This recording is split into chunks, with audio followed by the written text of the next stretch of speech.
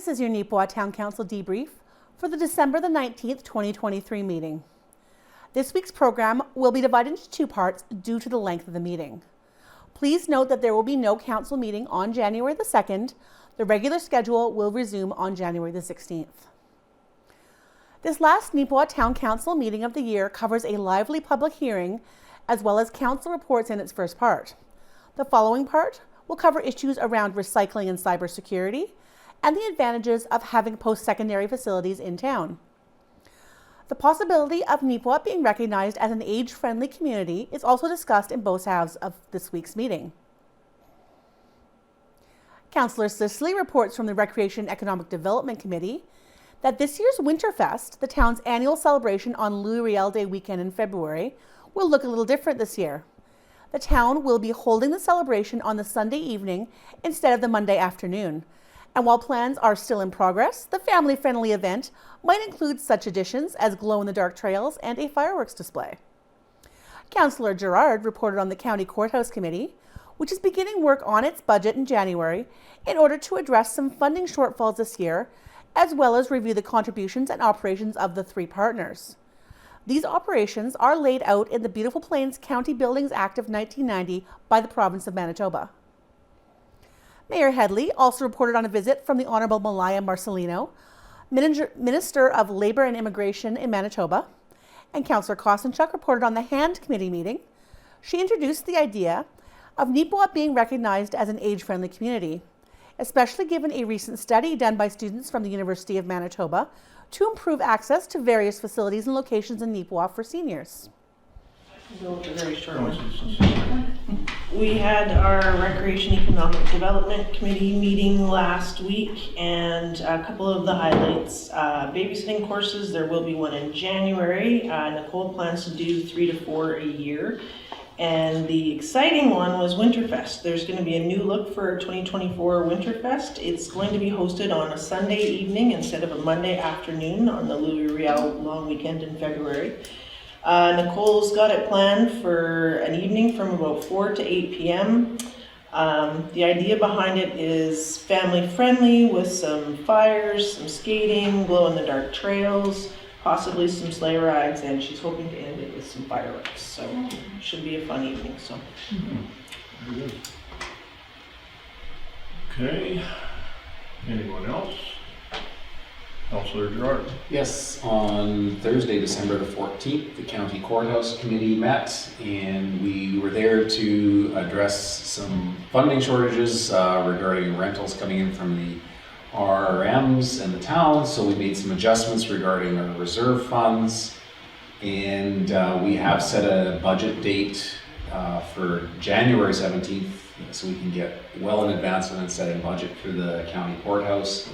And we want to address issues like funding levels of the three partners and discuss actual operating as per the county courthouse, the Beautiful Plains County Courthouse Act laid out by the province. So a copy of that was forwarded to all the partners involved for review so we can start that process. And then we just reviewed some small operational stuff with some repairs required to heating and some maybe cleaning up in the basement required as some of the tenants have kind of spilled past their allotted space. We'll just leave it at that. Okay. Thank you, Councillor Gerard. Anyone else? I guess what I can mention is that we had the privilege of having Honourable Malaya Marcelino, Minister of Labour and Immigration. She was out here a week ago Sunday and spent time with us as council, and we certainly had an opportunity to tour around to some of the facilities in the community. Councillor Sisley had us tour through the new Touchwood building. And it was a very enjoyable afternoon, and must have been very enjoyable for her as well, because she will be coming back out to visit us again in February. So, as council, we have concerns on some of the areas with immigration. We certainly want to see immigration very smooth with the transition within our community. And so it's a very exciting day when we can have a minister come up to visit us. On December 15th, I met with the HAND committee. There's a lot of new things on the horizon for HAND. There was 3 new installs of the Lifeline. The community meal program numbers are starting to climb, and they have positive feedback from all the clients. There will be a presentation from CRA on seniors' tax benefits, tax credits, and scams. It will take place February 9th in the Yellowhead Manor Dining Room. It's an information session from 2 to 3, February 9th. And it's really important for the seniors to go and get informed on different things. Michelle met with Nicole Cooper, Neepawa's Recreation Director, to apply for grants for a program called Senior Sensational Summer Program. This would involve a free activity every 2 weeks in July and August, including transportation by the handy van and snacks. Of course, Michelle said the snacks are really important as well. They are. And they are. Michelle's also looking into the possibility of cardio drumming. It's kind of a really neat thing to get the seniors active. A new program on NAC TV called Senior Update, a fun informational program on seniors, for our seniors, that they can enjoy, highlighting their common questions, concerns, interests. A really neat thing that they're going to try and get going a little bit more through NAC TV. There will be no casino bus trips in December, which Michelle said upset quite a few people, but it is a busy time. The HAND board is also looking for the support of council to approve a resolution for getting Neepawa recognized as an age-friendly community. The Winnipeg Regional Health Authority has a support services to seniors framework that we can learn from and follow and help make things possible. Their strategic approaches for that are supporting community programs and services, combating ageism, building an age-friendly community, working with older adults, social engagement, public awareness of resources, promoting health and well-being. It's sort of a framework that, this is from the Winnipeg Regional Health Authority, but it's a framework that Jim Coburn actually brought forward and said it's something we can maybe look off of and hopefully be recognized eventually once we get it processed as an age-friendly community. That's what we discussed at the rec meeting, right? Yeah, I read through some of that information. It's actually very good. It's on your agenda. Yeah. It's on the agenda. Yeah, exactly. So no, Yes. that's good. It's also nice to see the meals are continuing to increase too. Yeah, they're increasing, so Great. that's good to see. A public hearing was held regarding a variation application for a new residence located at 372 Broadway. The request was for the setbacks for the north and south sides of the property to be reduced to approximately 12 feet and 6 feet respectively from the required 15 feet. Those setbacks are specific to unserviced lots, which 372 Broadway is classified as, because while it and its neighbors have access to the town's water supply, they currently have to use a holding tank for sewage. This is at the heart of the conflict over this application, as a current neighbor is concerned about snow buildup from the new home being so close to his property, and the potential difficulty in accessing a septic tank to empty it. Council hears from all parties involved and will vote on the application in the second half of this program. A resolution be it resolved that we do now open this public hearing at 7:05 to hear representation to variation application V07-2023 of Lisa and Murray Davies respecting lot 2, plan 40325 at 372 Broadway, moved by Councillor Gerard, seconded by Councillor Kostenchuk. All in favor? Opposed? Carried. Okay, Scott. Sure. Have you start off? So the application number for this variance is V07-2023N. The current registered owners of the property are Lisa and Murray Davey, and the current applicant is Lisa Davey. The proposal that got brought forward is to vary the required setback of the north property boundary from the required 15 feet to be reduced to the proposed 9 feet 11.5 inches. and also the required setback of 15 feet. For the south boundary, we reduced to the proposed 6 feet within the RSU, which is the residential unserviced zone. The current area that will be affected is 372 Broadway Avenue, Lot 2, Plan 40325, and the reason why our office would be in support of it would be to allow for the construction of a new single-family dwelling on the noted property. Okay. Maybe before I ask any questions, Lisa, would you like to speak on the variation? Yeah, I would. Thank you. You can come sit up here, Lisa. Sorry.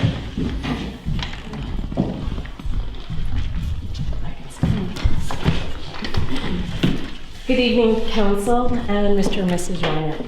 Some questions I bring forth and comments. One would hope and still believes in common sense. And I know it's hard to find, but I believe our generation still can find some of that as we move forward. Is there or is there not a water line to be connected in front of 372 Broadway Avenue? If it's a no, I understand that would classify it under an unserviced lot. If there's a water line, common sense would say it's a serviced lot. Can common sense be applied here, or what is the definition of a serviced lot? From the questions I have asked to the correct sources tells me that new development in Gillinch Mall, it is a 610 setback. So I'm wondering, why is this area, isn't it the same, or is it just because no one has asked the question? As I was informed, my neighbors have concerns of the snow possibly being an issue from my roof. Yet what happens if we get a south wind? Then it becomes my issue. I do believe no person has control of the snow, wind, rain, or any sort. It's Mother Nature. I do believe in helping one another out as good neighbors. Or is that just a country thing and not a town thing? Dealing with the absolute here, is it fair that I would need to downsize my home garage over the chance of snow? As none of us know what is going to happen in regards to weather. Look at this season that we've had.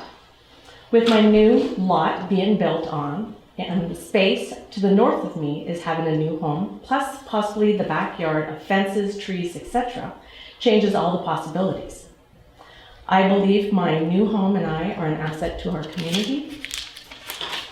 I would be grateful to your council to assist me in the 610 setback as I look forward to my new neighborhood in 2024. I thank you, and I thank you for hearing and listening to me tonight.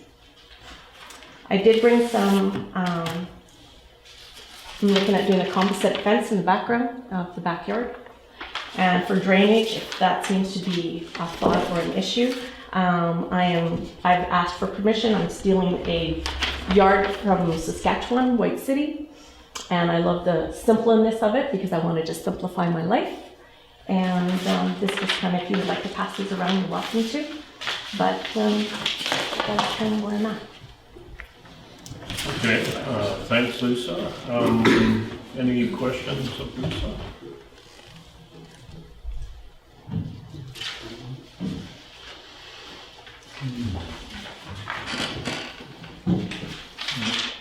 Okay, thank you, Lisa. So then, I guess given an opportunity, Murray, would you like to come forward and speak on concerns?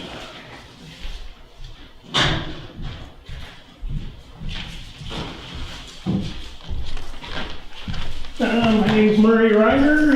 First time speaking in the public, so bear with me. And my wife was waiting back there. Okay, so anyways, my issue that I have is 6 feet coming on. I believe I've given you pictures. Yes. Yeah. People circulated, they've seen it. Yeah. You understand where I'm coming from. You got 6 feet of property, but then everybody forgets about the 2-foot overhang. All of a sudden, that snow is drifting and piling up against my garage, my property, and that is unacceptable. You have a bylaw of 15 feet. I believe that is where it should stay at. I have the south side of our house there is zero problems with the neighbor from our roof blowing over onto their property and affecting their property. We've lived there now for 3 years. We moved there in May of 20. So we've had 3 winters. Like, as far as, yeah, this winter's nice, but it's not over yet. As you all know, that's what can happen. I'm getting my sewer pumped out once every 2 weeks. That's on me because we kind of knew that going in, but hoping maybe sometime there'll be a sewer line. But they're not digging yet, so I can't expect to have something that isn't there. I can only talk on what is going to happen. Right. And as you've seen the pictures, I got like a 15-foot wall on my garage. So you know very well what's gonna happen when the snow comes off and the roof off the adjoining house. It's just gonna keep piling in there. Yeah, great if it's a mild winter, a bad winter. Where do I put the snow? I have to put it on my property. Excess moisture in the spring. And that's something that I feel that if everything stays at the 15-foot mark, the way you guys have it set out in your bylaws, whatever happens after that, happens. Okay. And like I said, you guys have seen the pictures, what I can produce for the 3 years that we've lived there. And you very well know what happens on our front entrance coming out of the house, how it just piles in there. So, Yeah. that is basically you got anything? No. Just to make it clear that when that snow piles in from the adjoining property off your roof line that's overhanging the 2 feet, it will land against our house and onto the road that the sewer truck needs access to go back to our holding tank. So, and that's the only way for us to get snow. If we have snow on that road, to get it back to our backyard is going back there as well. Like, we can't put it out the front, into the front yard, or into the, across the street over into the golf course drive, or ditch over there. So it keeps on piling up in our backyards more, but sooner or later there won't be any place for it to go, kind of thing.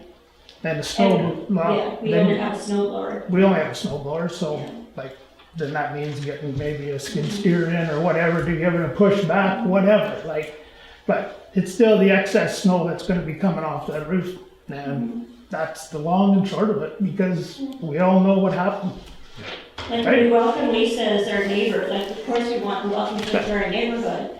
We have quite a large home ourselves, but we're in with our 15 feet variance that you got, the council or the town has made out. So I don't understand why there can't be another house built within those 15 feet as well.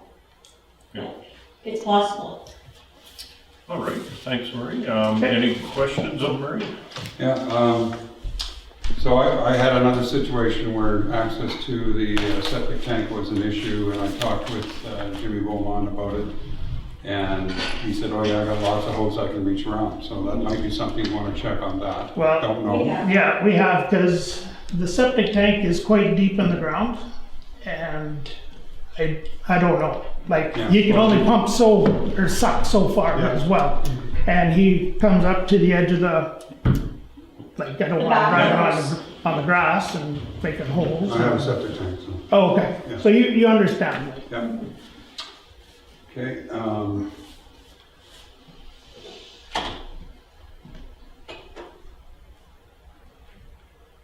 just trying to think of some places where the wind is going to be channeled. Like, I know in my experience with my stuff, the wind gets channeled through between buildings like that, and it takes the snow away. It does if you have the space. That's why I say I don't have, Okay. you're going 6 feet and you're putting that right onto the property of mine so I'm at 15-foot level.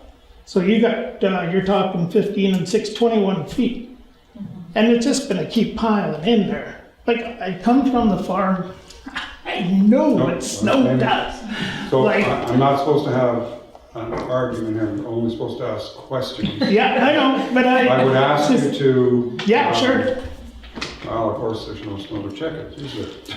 Well, you know, if, Okay, well, the experience I've had with the buildings where you have the channel of wind going through north to south or south to north, it tends to clean it away, but that's an argument, I don't want to get into that.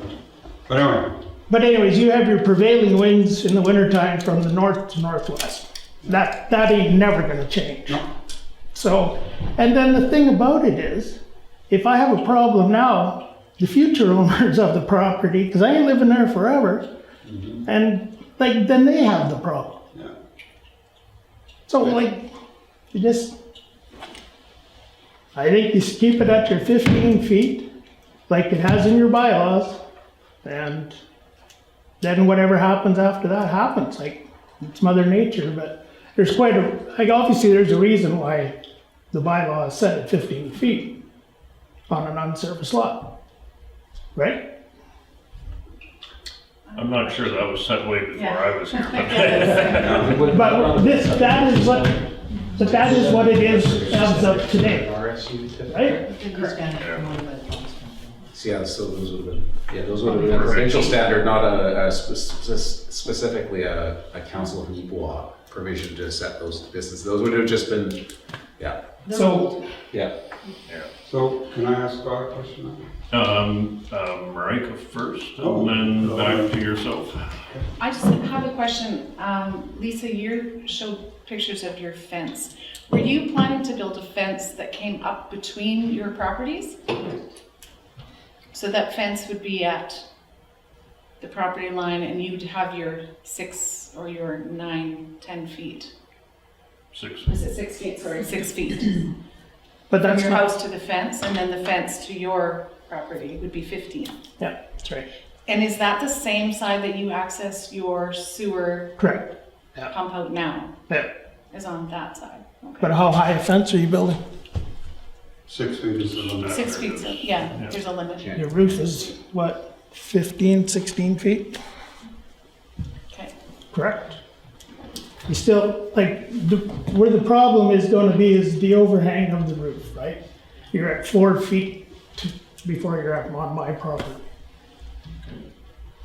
Also good. So this site in question is zoned residential. Residential service right now, correct. It's zoned residential unserviced. Yes. And therefore it falls under residential unserviced bylaws. Further setbacks, correct, yes. And what would make it, is there a water line going past that? There's 4 lots there, so like, are you on town water, Murray? Yeah, You know, so No paper.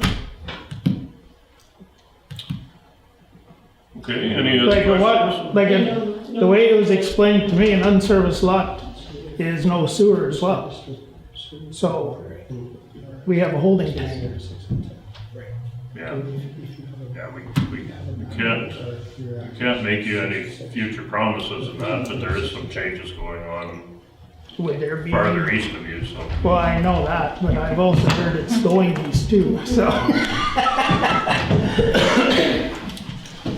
Okay, any other questions of Murray or Lisa? If not, thank you very much. Well, thank you guys for taking the time to hear me, and, you know, like I said, I hope that, you know, this gets resolved and works into both the favors, I guess. Yeah. Thank you very Okay, much. Thank you. Can we ask a question of Scott? Oh, Or yeah. is that? Yep, go ahead. Has there been any, like, is the planning office at all concerned about this variation? Not only if it was serviced with sewer and water, it would fall within the residential single setbacks, Okay. which then would comply, this wouldn't even go to a variation, because the setbacks would be required to be a 6 and 10. So if these houses were in a different location, they could theoretically be closer than this. Yes, you could very well apply for variance to decrease those setbacks. Right. But then in saying that, there also is requirements for overhangs as well. So the closer you get to a boundary, then they have to be shortened up. Okay, Okay. any further questions? I've got one more. Will this be decided on tonight or like before Christmas or? Yes. Okay. Yeah, you bet. Okay. Unless they can't agree and table it. Yeah. But somebody will let us know. Oh, absolutely, yeah, yeah. Yeah. Yeah, exactly. Okay, well, we'll continue on with the rest of our meeting. Yeah, you're free to go, you bet. All right. Thanks again for coming in. Yeah, see you guys. Thank you. Thanks for coming.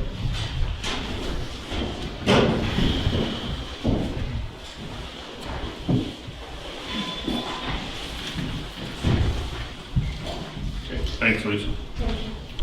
Okay, be it resolved that we do now adjourn this public hearing at 7:22. Moved by Councillor Potger, seconded by Councillor Sisley. All in favor? Opposed? Carried. You can view end-to-end coverage of the Town Council meeting elsewhere in the NACTV schedule, including immediately following this. If you have comments, questions, or topics we might be able to shine some light on, please do reach out to us, 204-476-2639, or by email at nactvnews@gmail.com. Thanks for joining me, and I hope to see you next time.